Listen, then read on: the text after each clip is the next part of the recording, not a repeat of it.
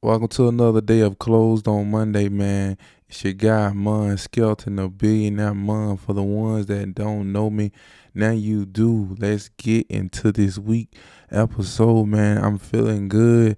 I'm going through a trial right now, man. Every week I'm going through some type of trial where I'm testing myself or learning something different or putting my mind, my spirit, my body into a different mode. You feel me? So right now I'm working on some personal stuff, some business stuff, some financial stuff, some family stuff. I'm all in right now with a whole lot of everything. But I'm feeling good. I'm doing great, and I'm maintaining. So right now, I just got to finish up my course of what I'm doing, and I'll be able to share that with you guys. Like I said before, I'm not gonna really tell you guys what I'm doing before I finish because I might not finish. I don't know, or I might not do it all the way, or with the full intent of completing it. You know what I'm saying? So I don't know. I want to just give it my all while I got the energy to do so. But yeah. So I'm gonna keep it going. I'm gonna keep it moving. You feel me? So what we have for this week, man, I want to talk to you guys about opportunities that I had this past week. Last week, I was blessed with two opportunities, two interviews or whatnot. In the first interview, it went pretty well. The time frame didn't go too good for me because I had to wait for it and just sit there too long and then go through the interview process. It was almost like just being honest with you guys, it was almost like a job fair. So I wasn't the only one they was interviewing. So they was pretty much showing us about the company, telling us about the company, and showing us the company, showing us around and everything. And we was able to get in the office and do a one-on-one interview. If they like us, they kept us. If they did, they'll tell us to get out the door. You feel me? I was saying people leave just because they wasn't a good fit or a good, they just didn't qualify. Maybe they didn't have experience. I don't know. But however, I was able to get to the next stage of the interview, which was like the phase 2 portion of the interview, which I knew I had from the jump. I was very confident in the interview because I had experience, first of all. But I had never had any doubt that I wouldn't make it to the next phase. But I was looking at a lot of people that was very and highly interested in the job. They didn't make it. I'm like, dang, that's crazy. But honestly, just being truthfully about this one position, I'm not too hyped up about it. It's like I don't want it, but I might need it, you know. But it was like an opportunity. It's still an opportunity, so I got to just take it in like that. I try not to apply for something that I really don't want to do, but sometimes I apply for stuff that I need, if that makes any sense. So this was one of the opportunities. It didn't fall in my lap. I applied for the position, but I was able to, like I said, go through the phases to get to the next interview stage. And then once I got into the rest of the facility or whatnot, I was able to ask more questions. I was able to look around, see what was missing, and I was trying to place myself at a higher position that I applied for. I was like, okay, I see everything going on, so let me see if I can move up or maneuver the situation and place myself as one of those entry level positions towards that higher up position though. You feel me? Like I was trying to be in a position that I really wasn't qualified for, honestly, but I was trying to place myself there because it wasn't available yet, but it was definitely needed. And that's just me playing chess with everything I touch, right? So I was just in the position to do that. You feel me? So I seen the board and I viewed the board and I tried to move my pieces as quickly as I could.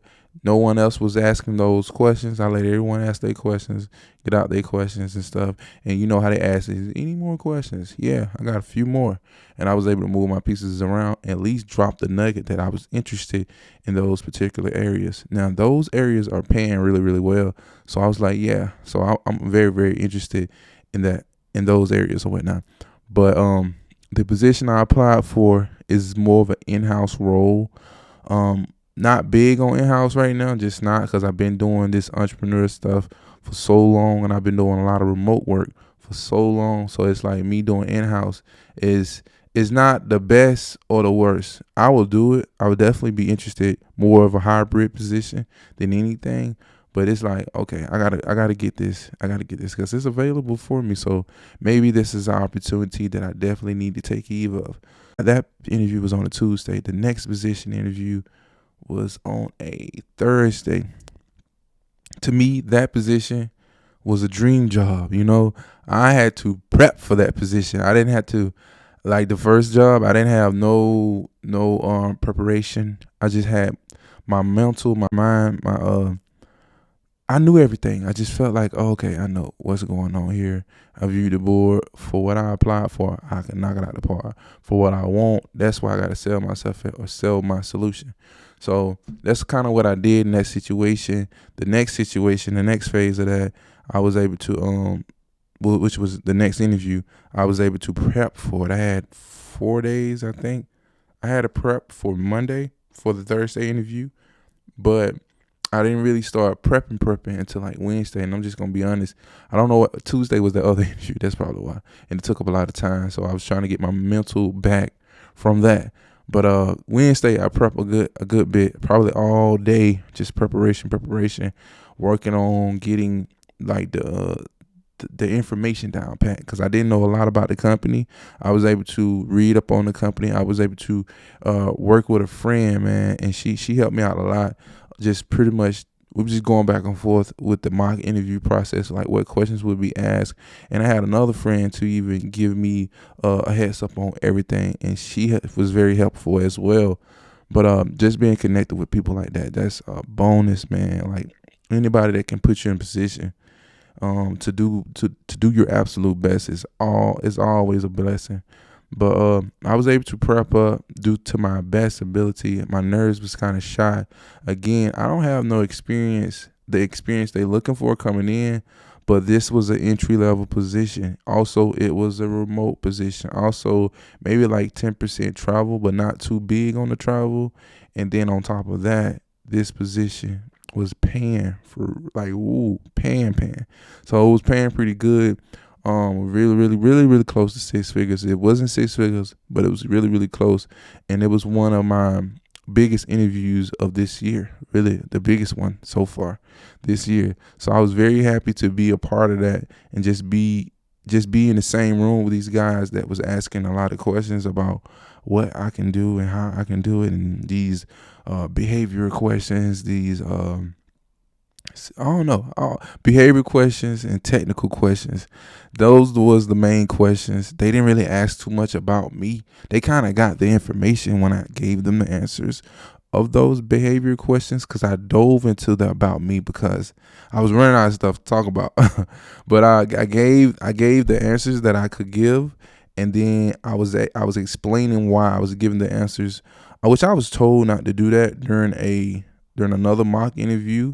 I was told not to be that person, but man, I really can't help it, man. I got to give a person a spiel on what went down, or how it went down, or why it went down, and what brought me to here. So I try to break down the whole situation. And right now I've been practicing the STAR method. A lot of people don't know the STAR method, but it is situation, task, action, and results. You know what I'm saying? So I've been working on that lately, especially with my peers. They've been helping me. They've been nailing it to me and just giving me, we've just been going back and forth. Right now we're in the stage that we helping each other be very good at this interview thing. I'm not good at interviews. I talk a lot, but it can go left field real quick. I can get really not crazy, but I don't know. I be trying to be too much at one time, probably. Trying to impress a person or impress the situation, but I'm not doing that anymore. I'm not too big on impressing, besides me impressing what I can offer you. That's it. I'm not trying to be a different person when I get into a room or interview room. I just want to be me at the best ability, the 100% version of me. That's all I can give a person. That's all I've been doing. These past interviews, I have not been acting like a different person. I've been acting like myself. But before, I used to I'll act like a person, talk different, and change my voice up. But I'm not doing that anymore. I don't like doing that. It's actually uncomfortable. But uncomfortable is not a bad thing. So let me not say that. So it's actually it's different. It's very different. So I've been enjoying it. I've been enjoying the journey. Just looking forward for all the rest of these opportunities that's waiting for me to come there or whatever, knock on the door. Well, they find me. Hopefully they find me. But I'm definitely looking for it.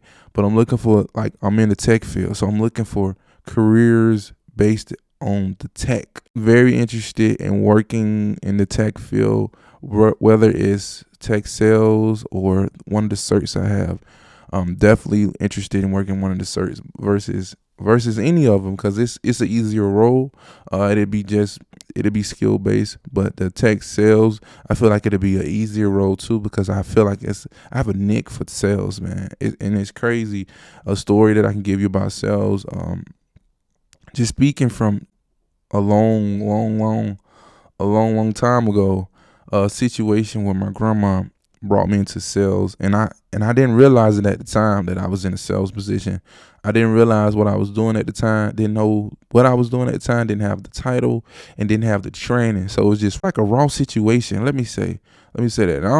I don't know if told this story before, but my grandma, man, Grandma Vestorine, she died a few years ago, but a long time ago, 20 plus years ago. Maybe I was 11, maybe I was 10. I don't really know. Um, I was able to get involved in the sales very very young, and the first glimpse of it. It was many glimpses of it, but the first glimpse was when I actually had to do like some direct sales. You know what I'm saying? And I didn't know what I was doing at the time. Didn't realize it was direct sales, but being in a position where you got to ask people to buy stuff is really, really crazy. At the time, I was young, so I was able to sell my youngness. Like, oh, I'm a young kid. This is a kid asking for money, but he's also trying to give you something. So it's like I'm selling something. They realize what's going on. And at the time, my grandma was selling like fish plates, and we was doing it for a good cause. We was doing it for the church.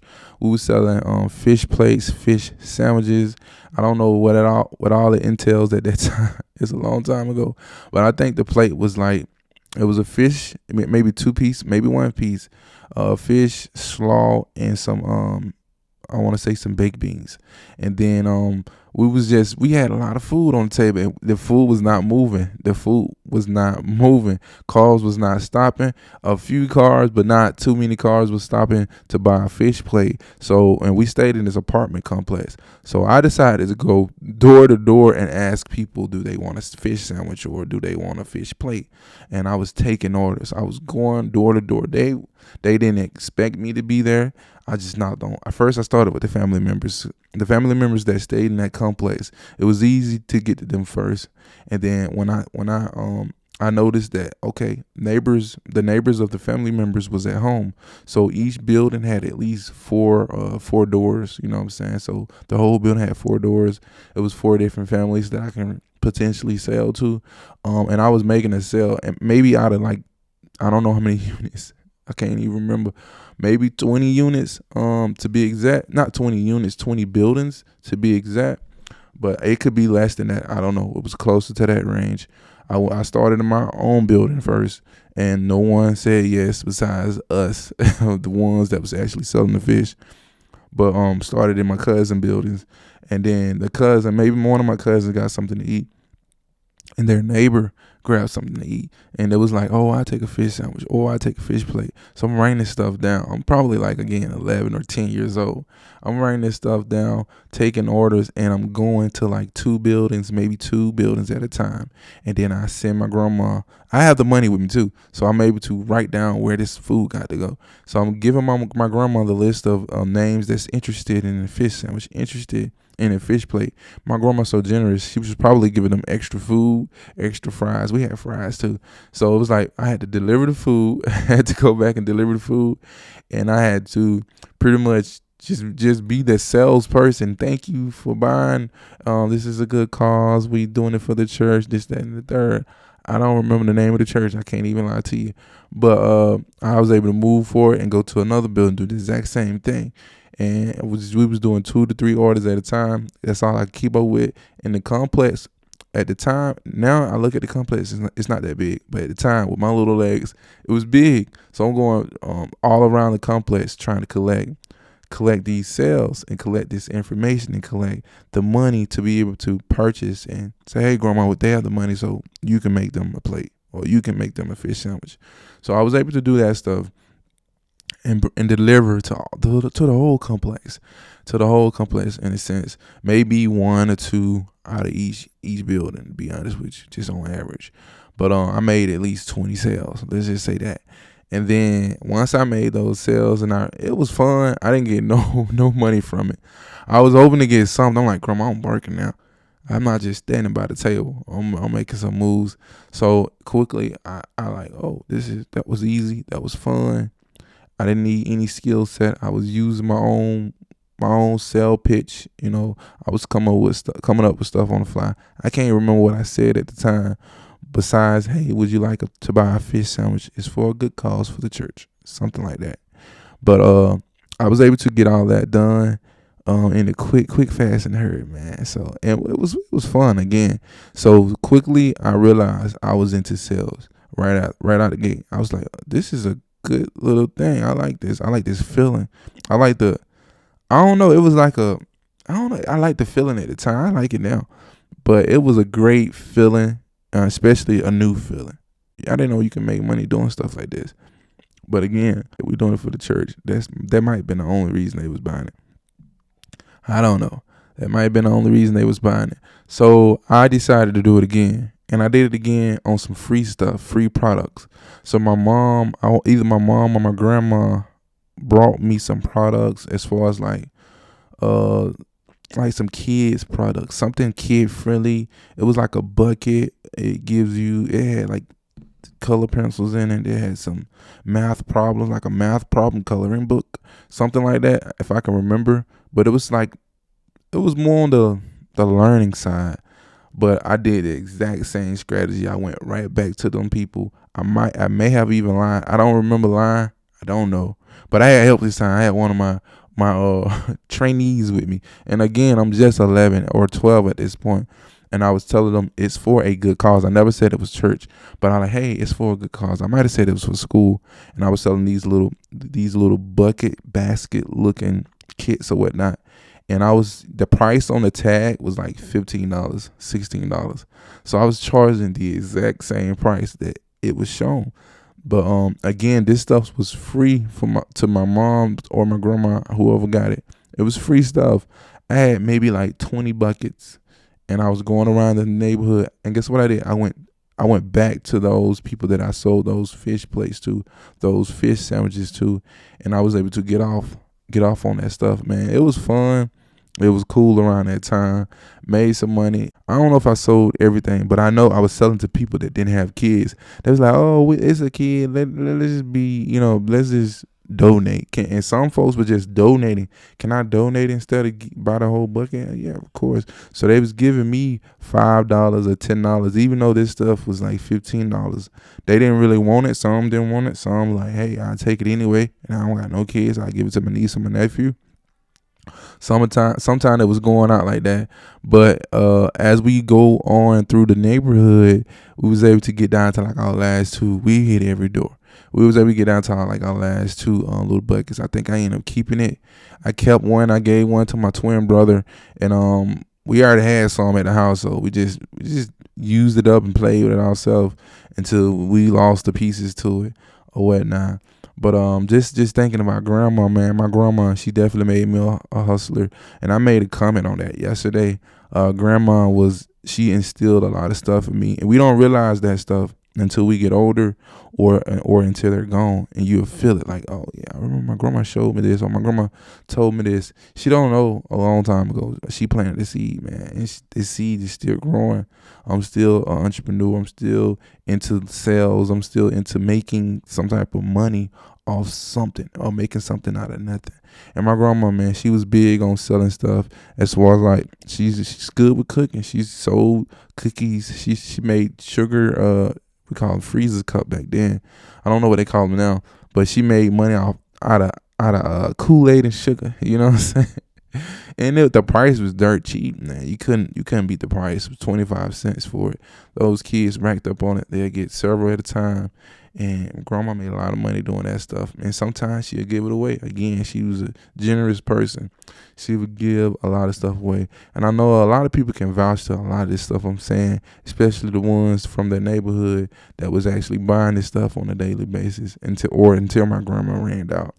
But I want to touch base on informational interviewing, man, and why I'm so big on that right now. But I went through a mini training, and these guys were just big on informational interviews, and I noticed that getting these interviews or doing these types of interviews would give you more of an insight on the positions that we're looking to get into or the industries we're looking to get into. I've been reaching out or posting about information interviews because I'm trying to do more of those information interviews, not necessarily trying to be in a training or anything. Like, I don't want it to feel like a mock interview. I'm just getting information about the position that you're currently in or the position that you currently went through. Man, hopefully I can talk about the position they're currently in. That'll be a bonus. I would like to know information about that particular position. If I'm interviewing a person about a director position in a specific building, I want to know what you're doing. I want to know how you got there. I want to know what the culture like, because you're going to tell me the truth versus me speaking with a hiring manager. It's going to be a totally different story. It's going to be on the up end and very positive, I'm sure. But you're going to let me know the exact truth. And that's why I'm so big on information interviews. I never thought about doing anything like that until I was in this mini group, and I'm gonna give them a shout out. I just ain't gonna give it to them right now. Definitely gonna give them a shout out, and I've been tuning in with them every week, trying to learn something or get better at something. I just want to make sure when I do give them a shout out, it's gonna be big. So definitely gonna be big, and I might even land a job because of them, because they training me, they grooming me to be something different. And again, I'm not uncomfortable is a good thing. So I'm uncomfortable right now doing the things they telling me to do because I never done it before. It's like, okay, this is a growing thing, so it's a growing muscle. So I'm here to work on my growing muscles or whatnot. But that's pretty much it, man. That's all I have for you guys today. I appreciate you guys for tuning in. I want to get in depth with a lot of things. I want to come back and tell you some more good news and just give you some encouragement of what I'm doing. Like, keep doing what you're doing. Ain't nothing wrong with what you're doing. I promise you, you're going to get there one day. I'm going to get there one day. We going to get that together. That's all I have for you guys, man. Stay up, man. Too easy.